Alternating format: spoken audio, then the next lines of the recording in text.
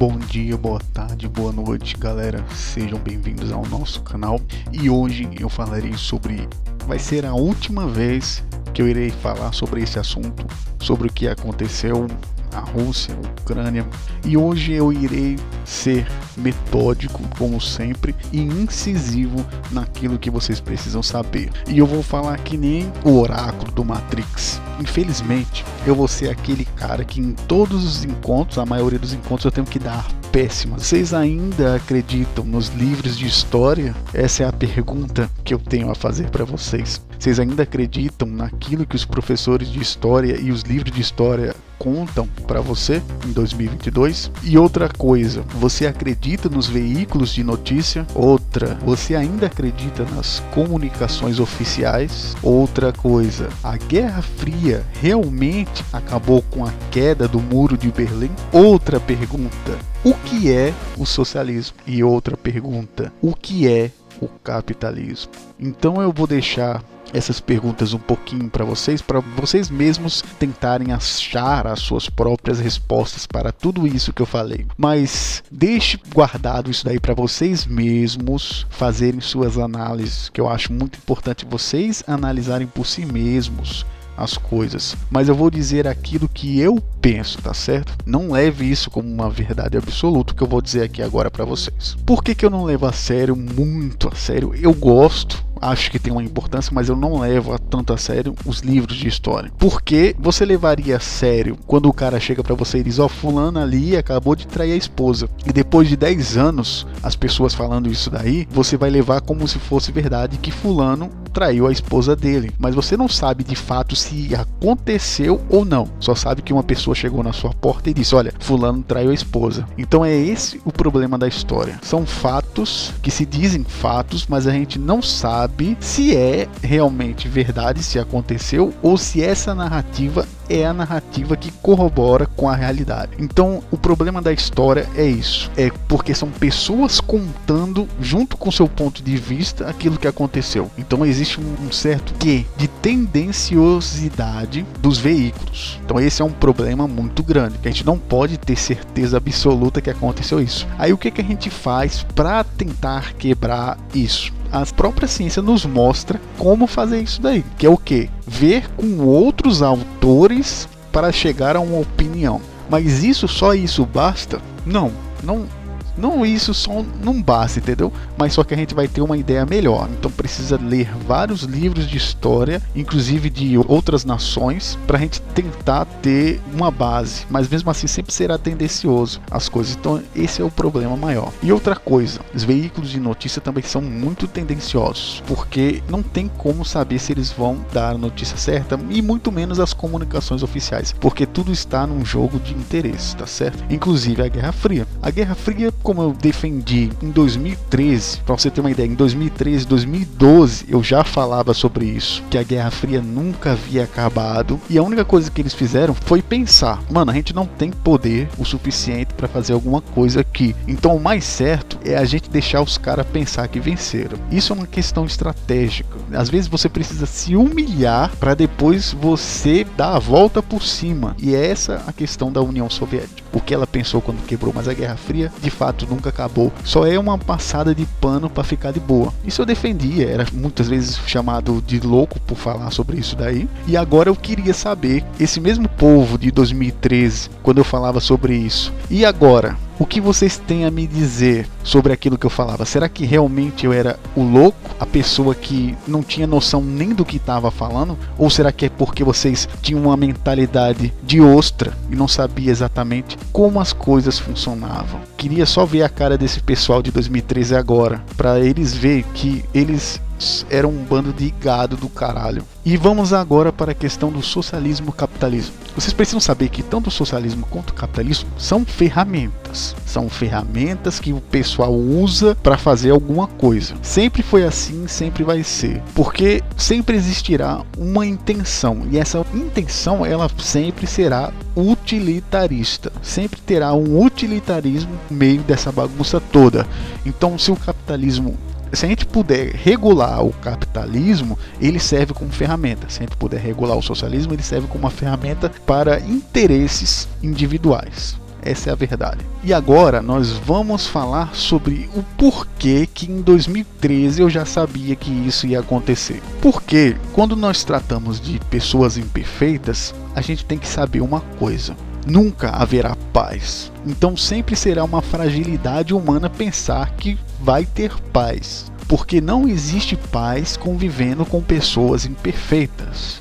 Não existe. Sempre será aquela frase: se você quer paz, então se prepare para a guerra. Infelizmente, é assim que funciona. Eu queria muito que existisse paz, que todo mundo cantasse Kumbaya e que fosse um mundo perfeito, mas a gente precisa entender que somos seres imperfeitos e a gente não aguenta levar um tapa na cara sem querer dar um murro na outra pessoa. Só haverá paz quando a gente conseguir fazer isso, conseguir compreender, ver o que a pessoa fez antes de agir. Até lá, sempre vai haver guerras. Ponto final. Não tem como haver paz na Terra. Você precisa pôr isso na sua cabeça o quanto antes. Não vai haver paz. Todas as promessas de paz serão apenas ilusões. Outra coisa, governos apoiando projetos de ditadura. Tem um porquê, tá certo?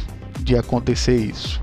O porquê é porque ditaduras, elas são mais difíceis de ficarem em pé. Então, por serem mais difíceis de ficar em pé, elas estão sujeitas ao comando de outros países. Ou seja, as ditaduras viram mini colônias. Essa é a ideia principal de apoiar ditaduras. Até o momento que ela consegue uma bomba atômica, aí lascou. Por isso que tem muitos governos que não querem que ditaduras tenham bombas atômicas. Porque a partir do momento que eles têm bombas atômicas, aí não tem como mais estabelecer colônias nessas ditaduras. Outro ponto interessante: a feminilização do homem. Isso aqui fala muito o porquê que o Ocidente hoje em dia é tão fraco. O Ocidente hoje em dia é tão fraco porque ele está fragilizado. O homem, ele está mais frágil. Nem se compara. Se você for botar para comparar, a mobilização e a militarização do homem, ela nem chega, nem se compara à época do final da Segunda Guerra Mundial. Os homens que lutaram na Segunda Guerra Mundial, eles nem se comparam com a qualidade de homem de hoje.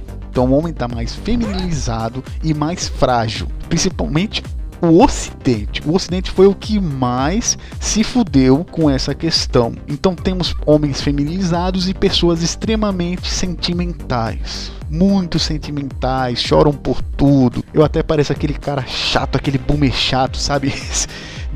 Não, o povo tá cheio de mimimi, não sei o que, mas isso é uma consequência. E realmente o mundo está mais mimizento, vamos dizer assim. E existem pessoas que veem isso, principalmente pessoas que estavam de boa, como é o caso da Rússia. A Rússia nunca deixou entrar isso. Você pode perceber que a Rússia nunca deixou os homens se feminilizarem lá. Pode perceber que eles barram qualquer tipo de coisa disso. Presta atenção que você vai ver. E tem um motivo por que o Putin não fez isso. Porque ele queria que a militarização ficasse cada vez maior e que o exército sempre estivesse pronto. Ele em momento nenhum fez o exército perder o gosto pelas armas. Você não precisa nem acreditar em mim, só precisa pensar um pouco e você vai ver que ele nunca deixou isso, porque ele queria que o exército se mantesse seguro, todo o tempo seguro, enquanto isso ele observava o Ocidente se desmilitarizando e ficando cada vez mais enfraquecido, enquanto ele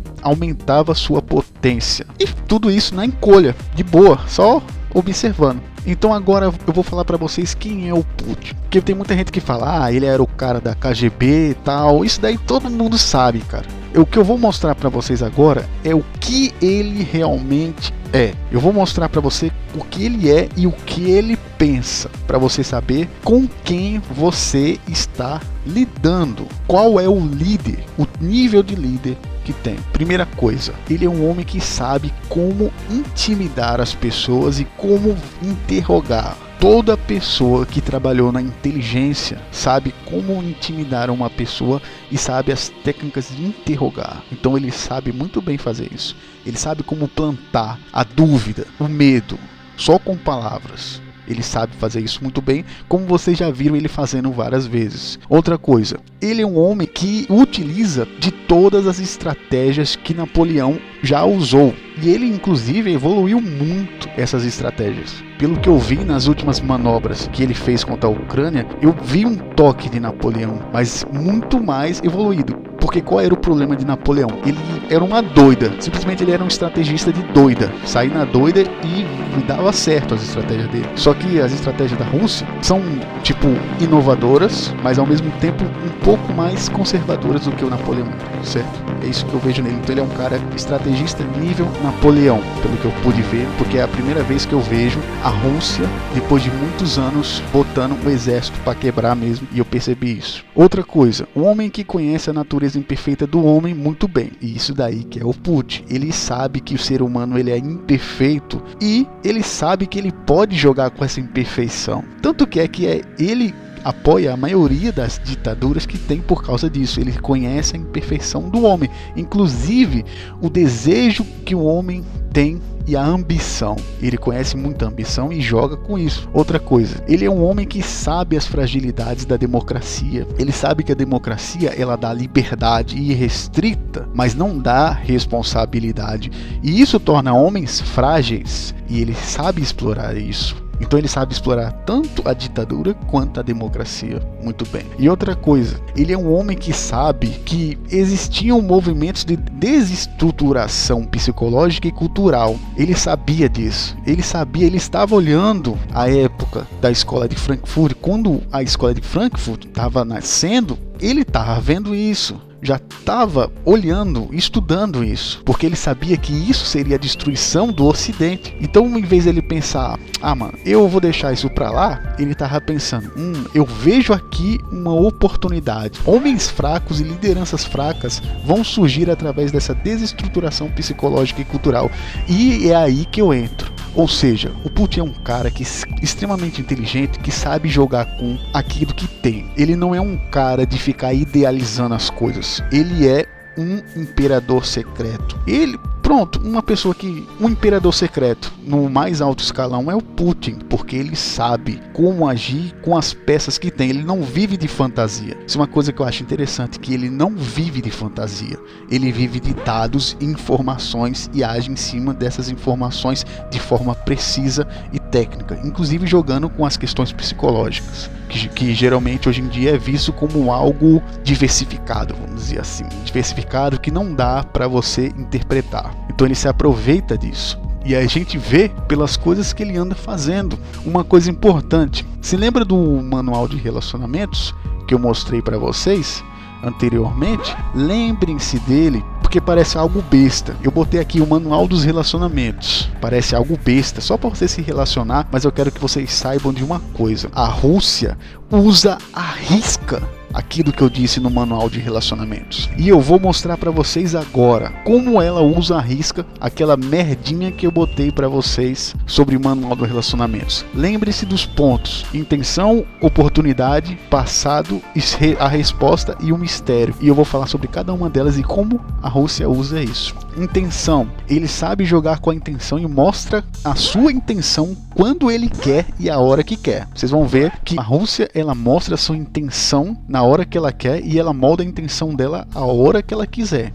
Ela sabe usar o sistema de publicidade, assim como todos os governos sabem. A diferença é que ele sabe jogar com a intenção dele muito bem, e a maioria dos outros, o Ocidente, perdeu isso, porque ele conservou. O Putin ele conservou todo o poder da KGB e ele usa isso muito bem. Vamos à oportunidade. Ele sempre explora as vulnerabilidades sem pudor algum e pelos seus próprios interesses ou interesses que ele diz ser da nação. Ou seja, ele sabe as vulnerabilidades que tem em todos os lugares. E a maioria dos governos, principalmente os governos corruptos, eles não entendem disso. Então é um prato cheio. E por último, ele conhece as últimas atuações, os últimos, vamos dizer assim, exercícios militares de todos os outros países, além de coletar informações sobre isso. E principalmente, ele sabe calcular o tempo de resposta para ver como seria a resposta e a intensidade da resposta. Ele é um estrategista nato. E eu vou dizer como ele pensa nessa questão de resposta. A questão é o seguinte: imagine uma pessoa ferida. É assim que ele faz. Imagine uma pessoa ferida. Aí ele se pergunta: essa pessoa sabe que está ferida ou não?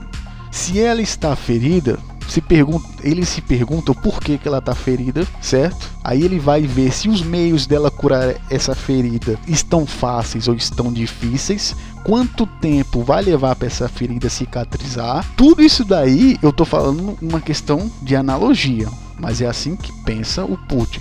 Quanto tempo vai cicatrizar essa ferida? Quais são os meios que ele vai usar para cicatrizar essa ferida? E o que eu posso ganhar com essa ferida? É assim que ele pensa. Essa é a mente estratégica. De uma ferida, ele tira o porquê, onde, todas essas perguntas. Porque, eu já disse, ele é um imperador secreto. Enquanto você está pensando em ver o sol, ele está pensando em o porquê que o sol está lá em cima e o que eu posso fazer com o sol lá em cima. Essa é a diferença. E por último, o mistério. Apenas observou o Ocidente se iludir e se depravar, enquanto não deixou de ser aquilo que era desde o início da Guerra Fria. Isso é algo que você pode ver. Ele nunca deixou de ser o que era. E ele impede, inclusive, que o progressismo chegue lá. Se você perceber, ele pede. Ele gosta que exista progressismo em outros cantos, principalmente no Ocidente.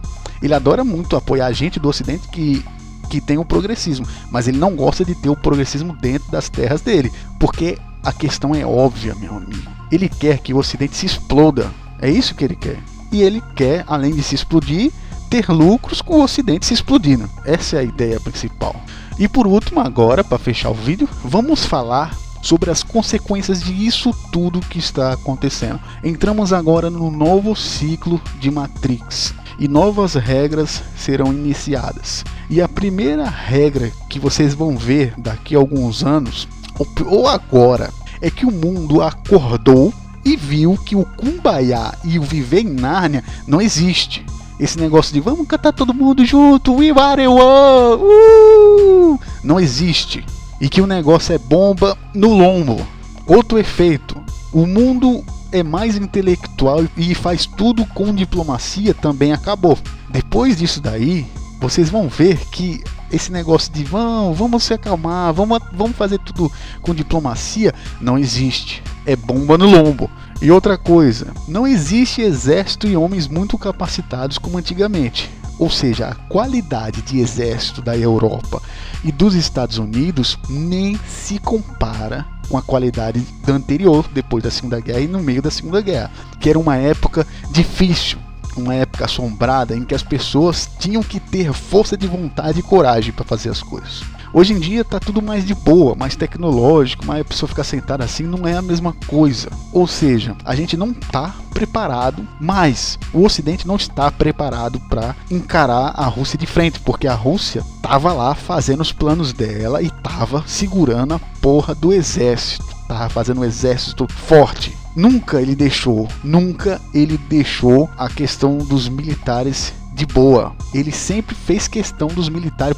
Vou fazer uma comparação com o futebol. Por exemplo, o futebol de 98, o time de 98, se fosse botar em questão de militar, ele nunca deixou que o time de 98 morresse, vamos dizer assim. Ele sempre substituía e nunca deixava o time de 98 morrer. Então ele chegou em 2022 com pessoas diferentes, mas com o mesmo nível de futebol da época de 98. É isso. Enquanto a gente vê aqui no Brasil que o futebol de 98 nem se compara com o de hoje em dia. Ou seja, os craques que tinham em 98 não são a mesma coisa daqui. E o Putin não fez isso. Ele fez questão de fazer com que os craques de 98 eles fossem se aposentando e outros craques fossem entrando, para que chegasse em 2002 e tivesse o mesmo nível e a mesma qualidade de craques que tinha em 98. Ou seja, um novo ciclo de Matrix se inicia e pode ser que haja uma terceira guerra mundial. Sim, ela vai acontecer, mas eu não creio que seja agora, uma vez que se acontecer agora não vai ser uma guerra, vai ser um massacre. Porque se a Rússia vir com tudo e a China, acabou.